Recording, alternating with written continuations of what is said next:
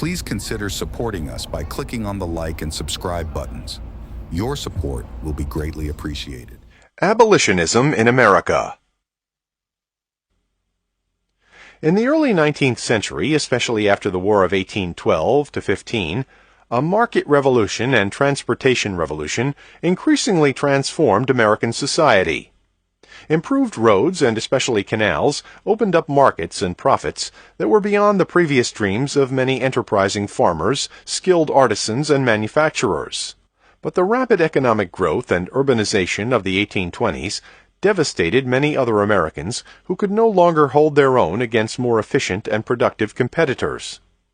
The owners of small, rock-strewn New England farms, for example, found it difficult to compete with Midwesterners who had the advantage of rich, loamy soil as well as the new Erie Canal that linked the Great Lakes to the Hudson River.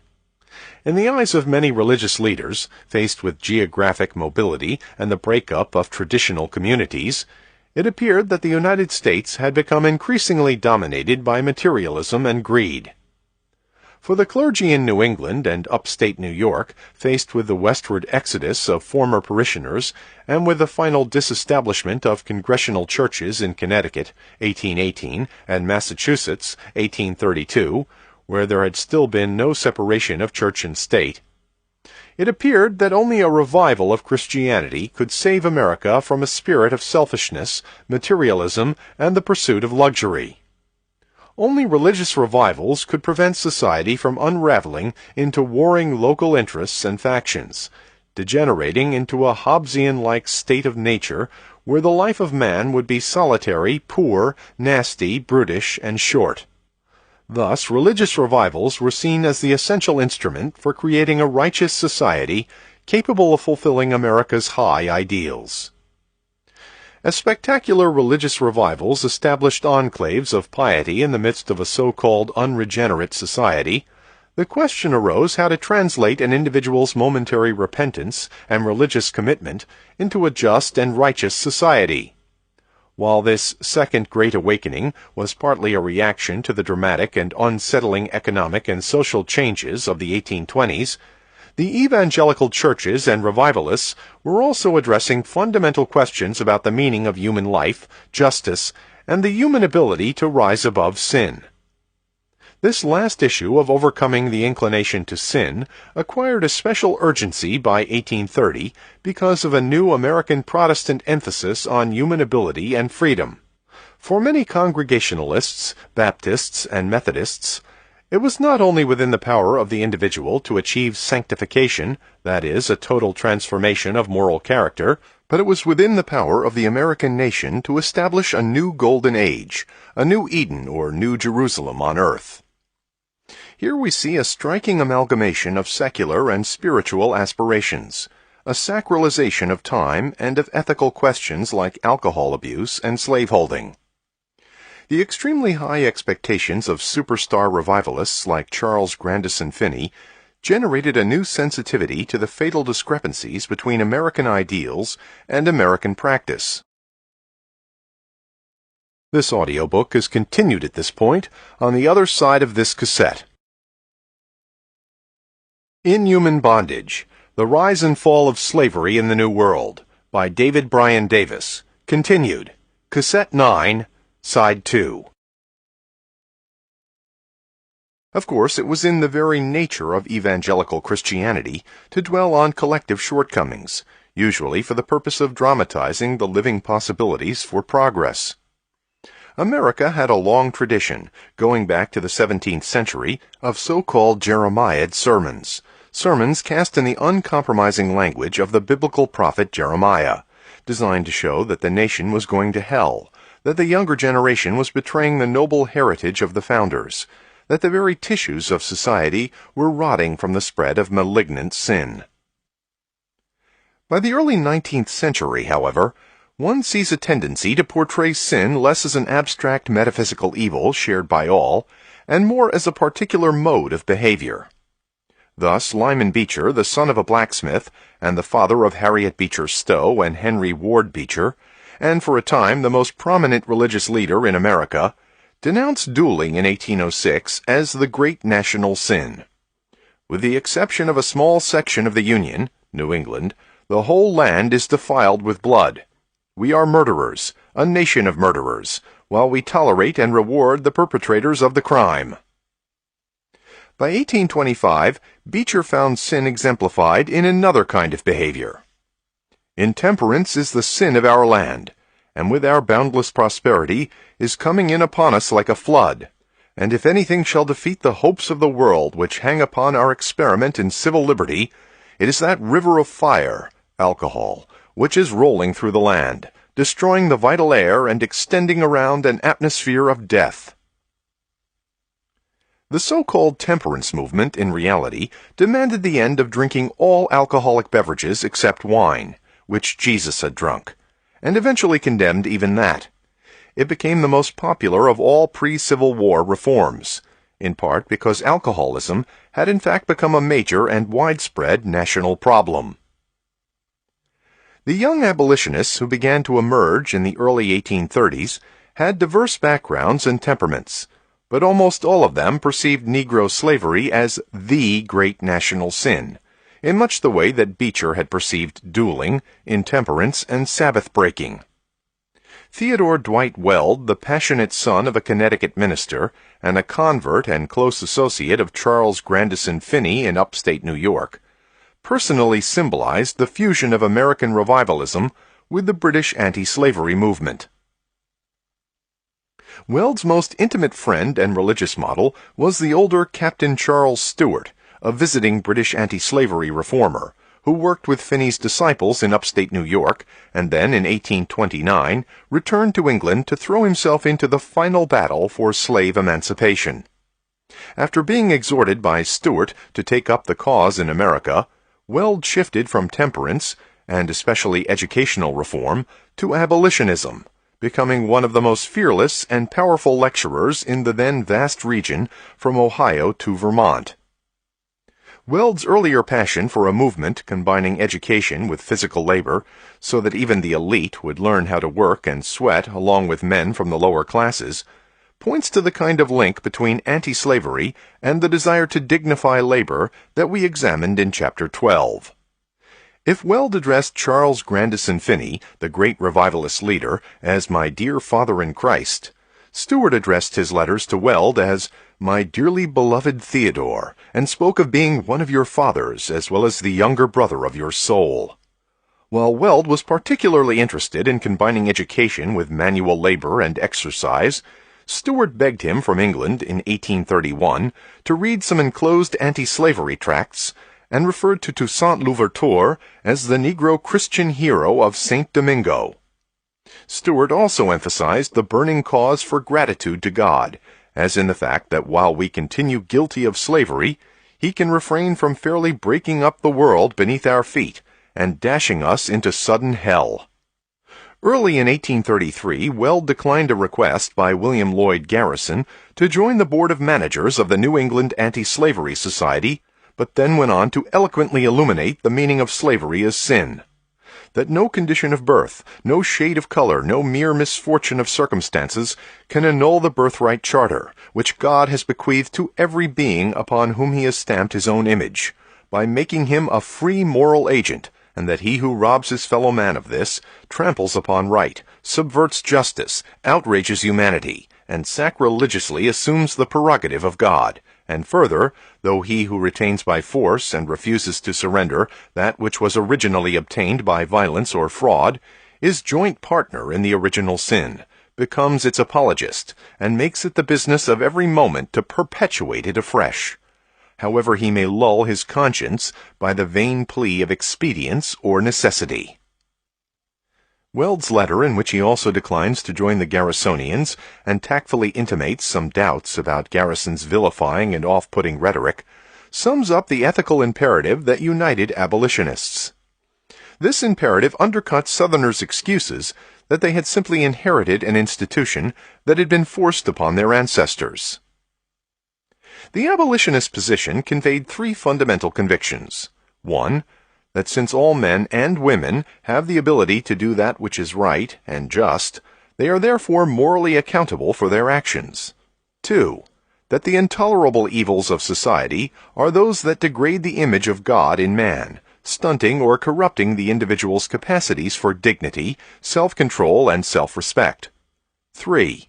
That the goal of all reform is to free individuals from being manipulated like animals, or, as one Garrisonian put it, that the goal of abolitionism was the redemption of man from the dominion of man.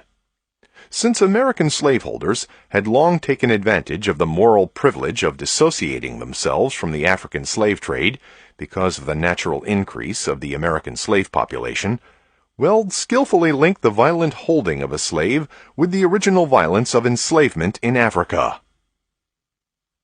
Weld emerged as a great abolitionist leader in 1834 as a result of what soon became known as the Lane debates.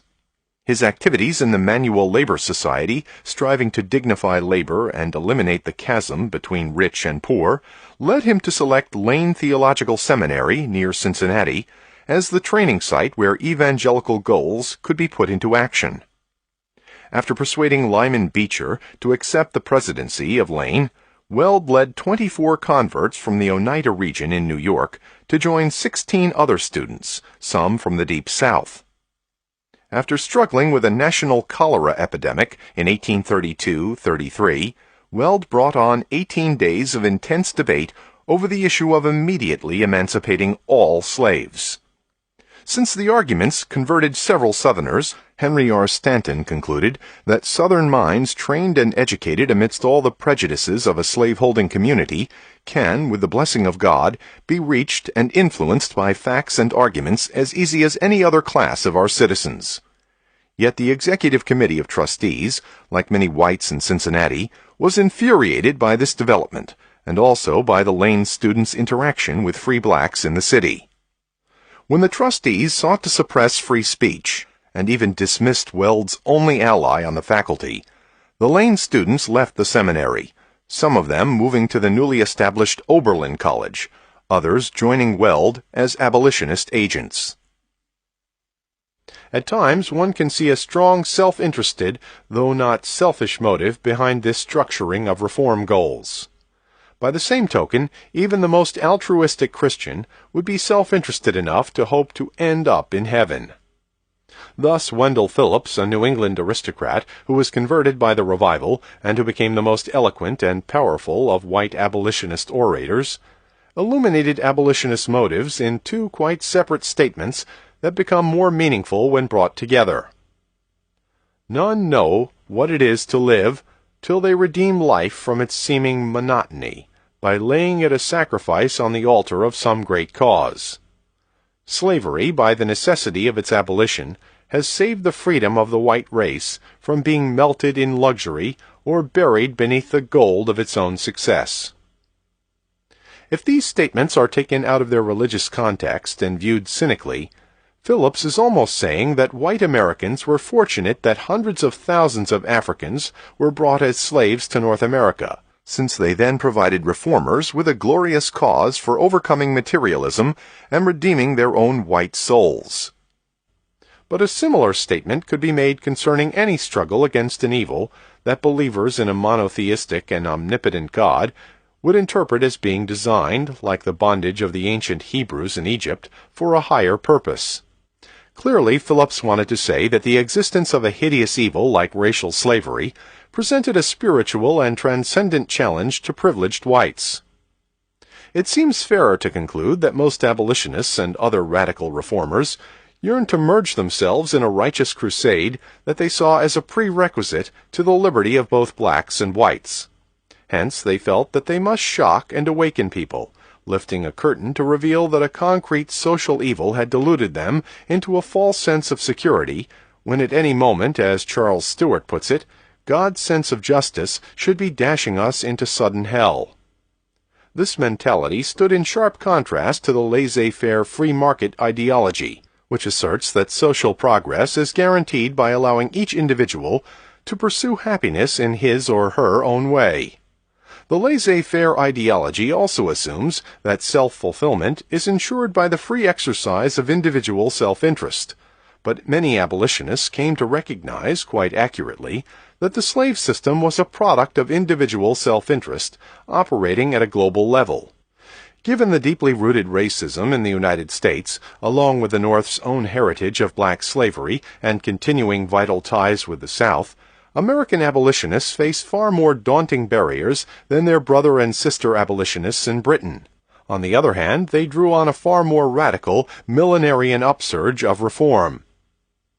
Like the early Protestant reformers of the 16th century, abolitionists were confident they had discovered and uncovered the fatal flaws of the entire social system. They were determined to clarify and reanimate an altogether different approach to self-fulfillment. It is significant that the main targets of radical reformers were precisely those forces that stunted or impeded the full development of an individual's moral capacities, as defined by the religious revivals, the violence and aggression of dueling and war, capital punishment and retributive punishment in general, which brings out the lowest, most unchristian and bestial impulses of human nature, alcohol, which dulls or extinguishes a sense of social responsibility while stimulating aggression, self-assertion, and animal passion, laws and institutions that discriminate against women, depriving them of self-respect and subjecting them to male violence and sexual exploitation and degradation. Above all, black slavery, the very epitome of institutionalized violence and debasement of the human spirit, treating humans as objects or animals, subject to unlimited coercion and manipulation. A common theme in these related reform movements, which were religious in inspiration but too radical to be accepted by existing churches, was the removal of obstacles to human perfectibility. All the same, as Wendell Phillips suggested, participation allowed the reformer to escape from a purely competitive or acquisitive life as he or she joined an ennobling yet deeply unpopular cause. As the letters of Weld and Stewart suggest, individual abolitionists enjoyed a profound bond of love, conviviality, and fellowship within even transatlantic reform groups as they redefined their own identity and faced common persecution, at least in America. Abolitionists acquired a shared language and outlook as they differentiated themselves from former friends and often even from family members. From 1830 to 1833, a growing number of young Northern whites, mostly converts of the Second Great Awakening, began to see Southern slavery in a wholly new perspective. There had already been a long history of American anti-slavery writing and organization, though the new generation of abolitionists rarely, if ever, acknowledged that racial slavery had long existed in the North, nor did they celebrate its abolition. Recall that slavery was legal in New York until 1827, and in Connecticut until 1848. This lack of any sense of continuity from the 1780s to the 1830s stands in sharp contrast to abolitionism in Britain. Yet in both America and Britain, most of the arguments against slavery had been formulated by the late 18th century, even if there was not yet an immediatist approach and mentality. The first phase of American anti-slavery agitation had been led by Quakers and Baptists, though by the 1780s, American anti-slavery organizations also attracted an urban cadre of elite merchants and master craftsmen. In the early 19th century, anti-slavery groups appeared even in western North Carolina and eastern Tennessee. Since most of the radical abolitionists of the 1830s came from Federalist families, and since it was a surviving Federalist framer of the Constitution, Rufus King, who challenged the very legality of slavery in the U.S. Senate's Missouri debates of 1820, we still have much to learn about the political demise of Federalism and its influence on the decline of anti-slavery after 1800. Significantly, the small number of free blacks who were entitled to vote voted overwhelmingly for Federalists, and after Federalism died, for Whigs. After the end of the war with England in 1815, American anti-slavery became increasingly absorbed and deflected by the so-called colonization movement. Some brave and outspoken early abolitionists, like the Reverend Samuel Hopkins of Newport, Rhode Island, had, in the Revolutionary era, stressed the need of supplying transportation for freed blacks who wanted to return to Africa, where they had been born and brought up. The context had entirely changed by 1816, when the American Colonization Society, ACS, was formed. By then, the vast majority of slaves had been born in the United States, and many had American ancestors stretching back for well over a century.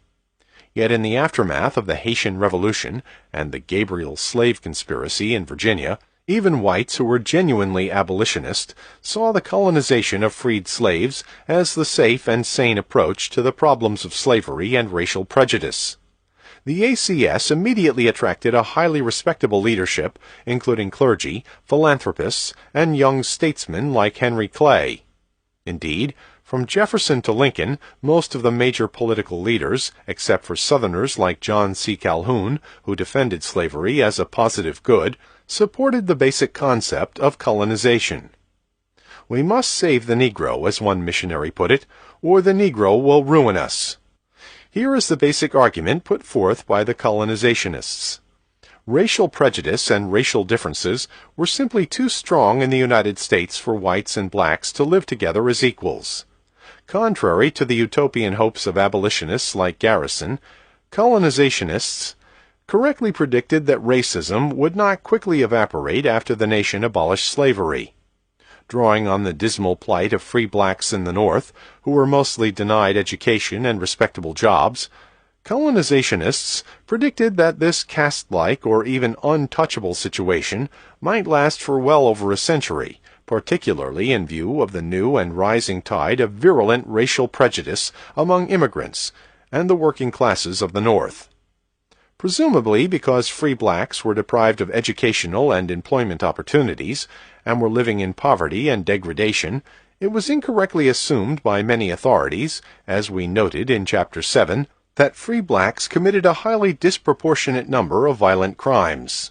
In fact, while the black crime rate began to soar in the first decade of the 1800s, a larger percentage of black than white prisoners were jailed for minor theft or violation of minor city ordinances. Colonizationists repeated the argument again and again that the example of free black poverty and crime in the North was the main barrier to slave emancipation. In other words, they assumed that many Southern masters would free their slaves if they could be assured that the free blacks would not remain in their state and become a burden on society.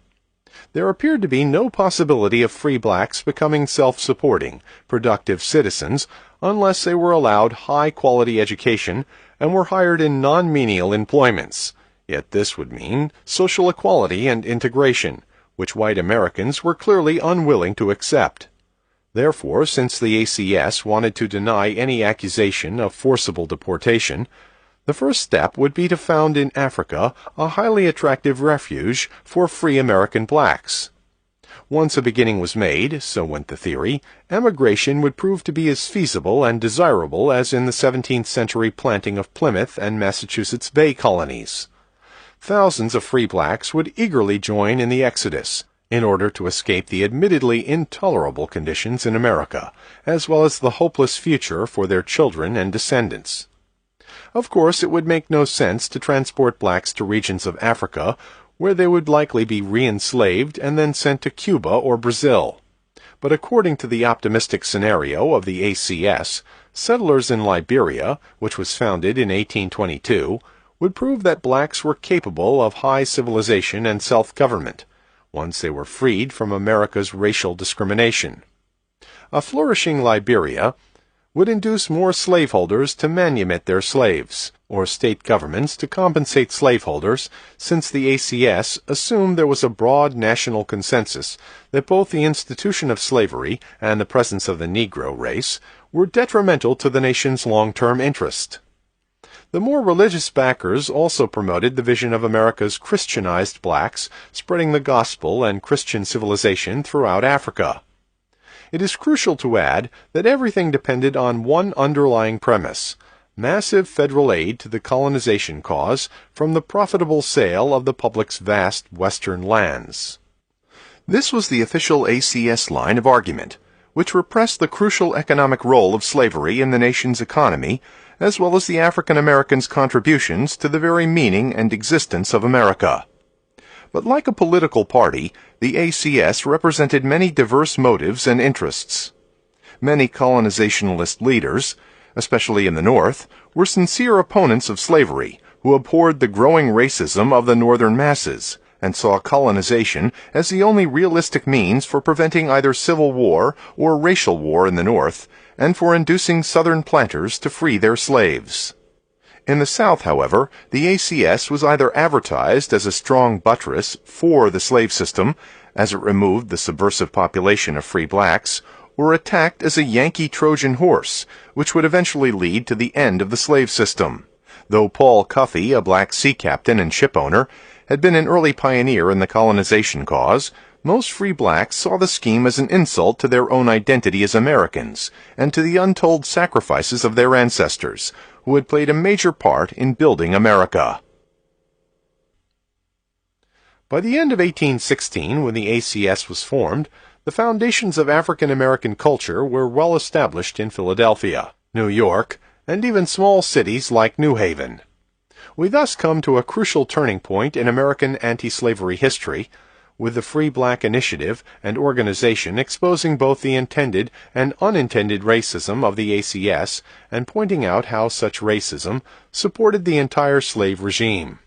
Black abolitionists in the 1810s and 1820s, culminating with David Walker's widely circulated Appeal to the Colored Citizens of the World, 1829, rejected the paternalism of ACS leaders and showed how the colonizationists' alleged concern for blacks actually accentuated and legitimated racism, particularly the bedrock assumption that the blacks' degradation in America was irremediable and permanent. The free African Americans also insisted that if their population were removed, slavery in the South would be greatly strengthened. Free blacks formed the basic structure of the Underground Railroad, helping fugitive slaves to escape into free states or find much greater security by entering Canada. In the South as well as the North, fugitive slaves found shelter and support among free blacks, who were sometimes even family members. Any movement for total colonization would remove such brethren as well as the only models of successful black freedom. Free blacks in Boston and Baltimore helped to persuade William Lloyd Garrison that the ACS was the main obstacle to slave emancipation. After reading Freedom's Journal, the first black newspaper, as well as Walker's Appeal and earlier radical works by such whites as George Bourne and Elizabeth Hayrick, Garrison became convinced by 1829 that any effective form of anti-slavery must accept the equal coexistence in America of blacks and whites and combat racial prejudice in the North as well as bondage in the South. Blacks long made up a majority of subscribers to Garrison's Liberator. In effect, Garrison launched a new radical populist movement based on a foundation built by black abolitionists. Though the point is often overlooked, the new radical white abolitionism of the early 1830s was much indebted to the earlier militancy of anti-colonization blacks, eventually symbolized by Walker's Appeal of 1829 and Nat Turner's slave insurrection of 1831, which dramatized the national peril of an indefinite perpetuation of a labor system founded on violence. The ACS was also damaged far more decisively by vehement political opposition from the Deep South, which in the late 1820s ended the possibility of federal funding. Moreover, some black leaders who rejected the ACS continued to support the idea of black emigration. John B. Russwurm, a graduate of Bowdoin College and the co-editor of Freedom's Journal, underwent a transforming experience and emigrated to Liberia after earlier celebrating the Haitian Revolution and attacking the ACS.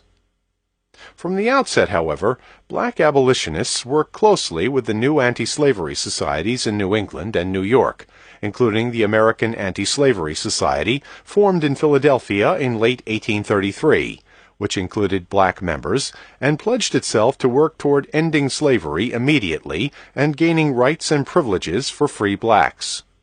Then, beginning with some highly publicized fugitive slaves, most famously Frederick Douglass's celebrated escape from slavery in 1838, and enlistment as a lecturer for Garrison's Massachusetts Anti-Slavery Society in 1841, black refugees performed the indispensable task of translating the abolitionists' abstract images into concrete human experience. The lectures and printed narratives of Douglas, William Wells Brown, Ellen Craft, Henry Bibb, Harriet A. Jacobs, Sojourner Truth, and Solomon Northup did much to undermine the widespread belief in the North that most slaves were kindly treated and contented with their lot. The wit and articulate militancy of black abolitionists like Henry Highland Garnet, James McCune Smith, Sarah Parker Remond, and Charles Lennox Remond, coupled with the towering dignity of Douglas, also helped shake the confidence of some whites in the popular stereotypes of black inferiority. Moreover, as I have just noted, free blacks served as the main conductors on the Underground Railroad, as black vigilance committees helped a relatively small number of fugitives, mainly from the Upper South, find their way to security in Canada. It would be hard to overemphasize another critical event that contributed to the emergence of immediatism around 1830 in America. I am thinking, of course, of the eruption in Britain of an immediatist anti-slavery movement based on mass political action.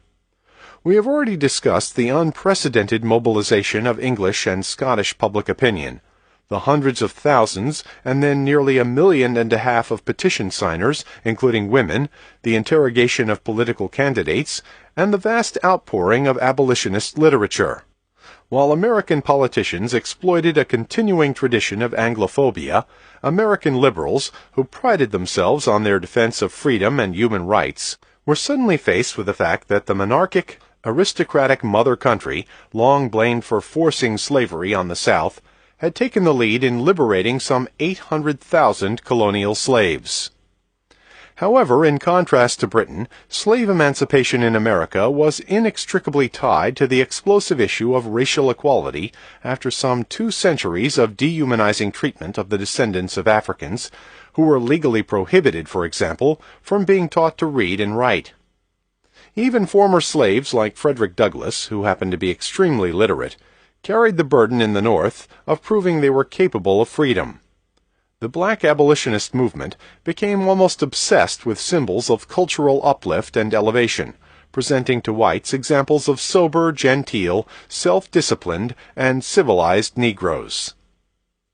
Much has been written about the black reformers' growing tension and occasional rupture with white abolitionists who refused to hire or train black employees or accept African American co-workers in anything other than dependent, subordinate roles.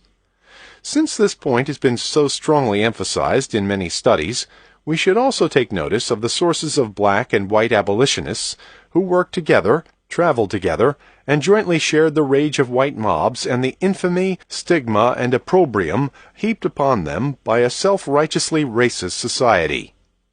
Garrison was by no means the only white reformer who even encouraged interracial marriage. One poignant example of the abolitionists being far ahead of their time was their success in 1843 in repealing the Massachusetts ban on black-white intermarriages. It was 124 years later, in 1967, that the Supreme Court's decision in Loving v. Virginia finally negated the anti-miscegenation laws of the 16 remaining states. Despite increasingly violent opposition, the American abolitionist movement grew with amazing rapidity in the mid-1830s. By 1838, following the financial panic and deep recession beginning in 1837, there were some 1,346 local anti-slavery associations with about 100,000 members. In 1840, the population of the northern states was around 9.7 million. Compared with the British movement, which could support only 6 paid anti-slavery agents, Weld's vigorous band now included 70 paid agents. In 1834, the American Anti-Slavery Society distributed 122,000 pieces of literature. The next year, thanks to innovations in printing, that figure soared to 1.1 million, and it was 3 million by 1840, far exceeding anything done in the British campaign. And even more than in Britain, women played an absolutely central role in distributing anti-slavery literature and petitions. Garrison estimated that women outpetitioned men by 3 to 1. But President Andrew Jackson, like most antebellum presidents a Southern slaveholder, greatly valued the South's electoral advantage in counting 3/5 of its slaves for purposes of representation. He much looked forward to the annexation of Texas as a slave state, following the Texans' proclamation of independence from Mexico, and joined other national and local authorities in expressing alarm over the abolitionists' attempt to apply the methods of Bible and tract societies to a revolutionary purpose, a purpose that threatened the nation's most important capital investment, as well as the national system for racial control. The Northern and especially New England reformers learned to their dismay that American society was not only deeply permeated with racism, but that the basic institutional structures, from the judicial system to the interstate economy, were connected with slavery. Most Americans wore or consumed slave-grown produce. Many Northerners' jobs were tied in some way to Southern markets or to servicing the export of Southern products. To make matters worse, white workers, some of whom had seen black workers used as strikebreakers, expressed deep fears that even a partial emancipation would lead to the northward migration of freed blacks, who would then literally work for starvation wages. Further, to single out Southern slavery as the unique and paramount evil of American society raised fundamental issues regarding the meaning of the Bible and of the U.S. Constitution, both of which clearly sanctioned slavery. Many Northerners who opposed slavery criticized the abolitionists for their extremism, or ultraism, as it was often called in the 19th century. Along with their virulent denunciation of colonizationists and Southern slaveholders, the Garrisonians also became passionately involved with seemingly unrelated issues like women's rights and a form of pacifism that renounced all use of force and physical resistance, or the support of a nation-state, even by voting, that ultimately relied on police or military violence. Moreover, anti-slavery groups could hardly have been more querulous and divisive. Though differences regarding women's rights were the ostensible reason for the major split in the American Anti-Slavery Society in 1840, the testimony of the wealthy Tappan brothers and others who seceded when they were outnumbered by the Garrisonians shows that the divisions were far deeper and more complex. Historians have differed regarding the desirability after 1840 of a unified movement, yet the earlier British example points to the strengths of a relatively unified national organization. The British anti-slavery movement did not divide until 1843, largely over free trade, 5 years after Britain's slaves had been truly freed. The Britons were also immensely fortunate in winning their national goals before the rise of scientific racism. That said, it is important to recognize that by 1830, America had reached a dead end on the question of slavery. For decades, many cautious, rational plans had been proposed. Calm appeals had been made for various kinds of gradual emancipation, but totally without effect. Even apart from central economic and ideological issues, the United States had no all-powerful parliament that could override the constitutional boundaries of slaveholding states. And even without significant importations, the number of slaves grew from 894,000 in 1800 to over 1.5 million in 1820, over 2 million in 1830, 3.2 million in 1850, and nearly 4 million in 1860, a period in which the institution also expanded rapidly into Kentucky, Tennessee, Florida, Alabama, Mississippi, Louisiana, Missouri, Arkansas, and Texas. To account for the seemingly irrational behavior of many abolitionists, one must grasp the fundamental point that America's entire social and institutional structure prevented any effective approach to the question. By the time of the infamous Dred Scott decision in 1857, even a very moderate lawyer and former congressman like Abraham Lincoln became convinced there was a slave power conspiracy uniting pro-slavery presidents, the Supreme Court, and Southern senators and congressmen, all intent on nationalizing the institution and overturning the founders' dream of putting slavery on the path toward ultimate extinction. After the explosive Missouri crisis of 1819-21, national political parties and much of political life rested on the tacit premise that all discussion of slavery must be repressed. A bitter sectional conflict over tariffs, such as the dispute that led South Carolina to defy the federal government and threaten secession in 1832, could not disguise the fact that slavery lay sharply visible even in the shadows. As I have already suggested, any radical attack on slavery challenged the basic American premise that any institution is justified and in harmony with natural law if it is the result of a free market and the free competition of individual self-interest.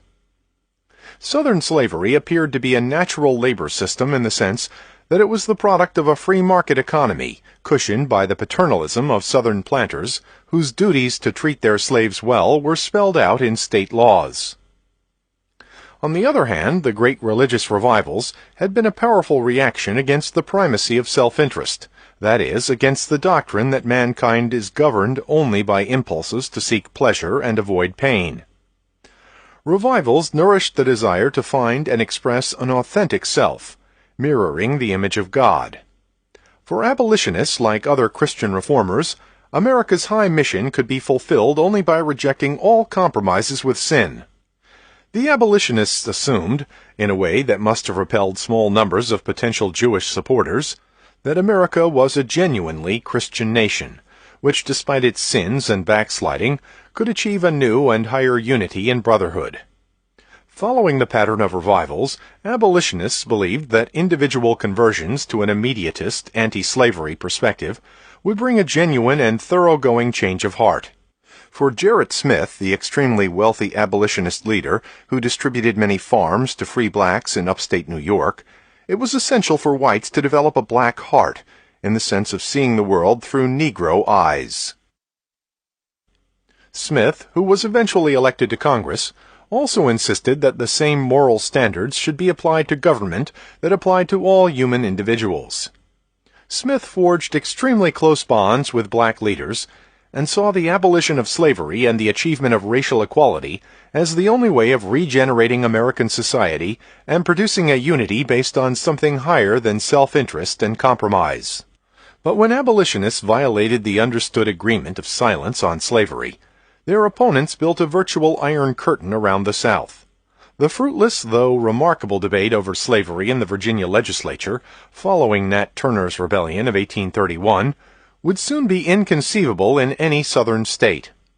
Before long, generous bounties were being offered in the South for capturing and transporting Garrison, dead or alive. After Southern mobs burned anti-slavery mail taken from post offices in 1835, Postmaster General Amos Kendall began censoring such mail bound for the South. From 1836 to 1844, Congress also enforced a gag rule against receiving anti-slavery petitions. Such measures, justified as the only means for staving off slave revolts, undermined the basic assumptions of abolitionists, who had taken for granted the right of free speech and the legitimacy of transmitting information intended to convert large numbers of slaveholders. If that goal was hopelessly unrealistic, the gag rule also raised the issue of civil liberties, especially the right of every person to petition governments, a right that then seemed far more fundamental than freedom of speech. With respect to anti-slavery petitions, Northerners were acutely conscious of the successful British example. The gag rule thus helped to stimulate a great flood of petitions to Congress, demanding an end to slavery and to open slave marketing in the nation's capital, a restriction or prohibition of the vast interstate slave trade authorized by the constitutional clause enabling Congress to regulate commerce among the several states, and after 1836, the denial of any move to annex the new slaveholding Republic of Texas. It was the elderly congressman and former president John Quincy Adams, aided by Theodore Weld, who fought a continuing war against the gag rule, using every parliamentary trick and tactic to read anti-slavery petitions and defend the petitioners' rights on the basis of the Declaration of Independence. Thanks to Adams's bold persistence, reinforced by Congressman Joshua Giddings of Ohio, Congress finally lifted the gag rule in December 1844. As abolitionists discovered how closely the social order was tied to slavery, a few of the extremists were driven to defiant gestures of disunion. William Lloyd Garrison, outraged by provisions in the Constitution protecting and sanctioning slavery, famously burned a copy of the document in Boston Common, after terming it, in the words of the prophet Isaiah, a covenant with death and an agreement with hell. Other more legalistic-minded abolitionists devised a whole body of doctrine arguing that the Constitution, which never used the term slave or slavery, was in spirit and intent an anti-slavery document. Meanwhile, in response to the conservatism of all Christian churches, many abolitionists withdrew, or as they often saw it, excommunicated churches that seemed to be in league with the devil. Even for more moderate Christians, slavery played a central part in the national division of the Presbyterian, Methodist, and Baptist churches, institutions that had served as the main cultural bridges between North and South. Thus, one's stand on slavery often became the crucial test of sincerity, a test of whether the United States was truly a new hope for mankind, a more perfect society based on Christian brotherhood, or simply another nation-state ruled by power, coercion, and exploitation, gilded with the hypocritical coating of the Declaration of Independence. Although the anti-slavery movement began as a movement for spiritual unity, it infuriated Southerners and brought an unraveling and disintegration even within its own organizations. To some extent, this divisiveness can be seen in many radical movements for change, such as 19th and 20th century feminism. But the heirs of the religious revivals faced a particular dilemma when they identified slavery with the very essence of sin. A need for individual doctrinal purity then took precedence over any concern for unity and effective strategy. Nevertheless, in the 1840s, and especially in the 1850s, a more moderate and politically oriented form of anti-slavery emerged. Despite the division of churches and abolitionist organizations, one sees the paradox of a widened base of participation and increasing political involvement. The 1840s witnessed the rise of a new generation of anti-slavery politicians, men like Senators Thomas Morris of Ohio, John P. Hale of New Hampshire, and Salmon Chase of Ohio, who were especially attuned to the issue of civil liberties and to the preservation of free soil, or a legal bar on slavery's expansion. When Southern leaders defended their secession from the Union in 1860 and 1861, they pointed to two great issues of Northern betrayal: the attempt to bar slaveholding citizens from taking their legally approved slave property into the common territories, and the personal liberty laws and other measures that encouraged slaves to flee to the North and then blocked Southern efforts to reclaim such property. In the 1840s, when the first issue came to a climax with the annexation of Texas and the Mexican War, the issue of fugitive slaves evoked increasing outrage in both the South and the North. While the number of lost slaves was relatively small and never threatened the Southern economy, the mainly black Underground Railroad was remarkably successful in Maryland and the Ohio Valley, given the formidable obstacles, and the issue took on enormous symbolic importance, especially as Northern pride in laws guaranteeing personal liberty clashed with the Constitution's guarantee that any escaped slave, person held to service or labor, shall be delivered up on claim of the party to whom such service or labor may be due. After 1842, when the Supreme Court concluded in Prigg v. Pennsylvania that the Fugitive Slave Law of 1793 applied solely to the federal government's responsibility in helping to recover fugitives, and thus challenged the efforts of some northern states to provide jury trials and protect free blacks from being kidnapped, several northern states enacted new personal liberty laws prohibiting state officials from assisting in any way in the recapture of runaway slaves. Because Justice Joseph Story ruled in Prigg that slaveholders had a constitutional right to recapture fugitives in northern free states, free blacks like Samuel Ringgold Ward, whose mother had only recently told his wife that his being born free was not susceptible of proof, were thrown into panic. In April 1842, Ward wrote Gerrit Smith that he had decided to move to Canada immediately. The decision of the Supreme Court alarms me. I can see no kind of legal protection for any colored man's liberty. Everything is made as easy as possible for the kidnapper. How easy it is to seize a man and, under pretense of carrying him before a U.S. judge, to take him immediately south. Though Massachusetts and Pennsylvania tried to blunt the effect of Prigg and allay the fears of free blacks like Ward, the South struck back with the Fugitive Slave Law of 1850, which not only required federal agents to recover fugitive slaves from sanctuaries in the North, but permitted them to forcibly draft Northern citizens to aid them in seizing suspected blacks. The court-appointed federal commissioners, who determined the fate of a captured Negro, were paid twice as much for deciding that the black before them was a fugitive slave than for making the opposite ruling. The seized Negro was denied a jury trial, and the law allowed a $1,000 fine and up to a year in jail for anyone who helped a fugitive escape. The Fugitive Slave Law, which was part of the Compromise of 1850 that admitted California as a free state, directly challenged the North's integrity and its growing self-image as an asylum of liberty. The arrival of federal kidnappers and the spectacle of blacks like Anthony Burns being dragged through the streets of Boston invited demonstrations of defiance and civil disobedience.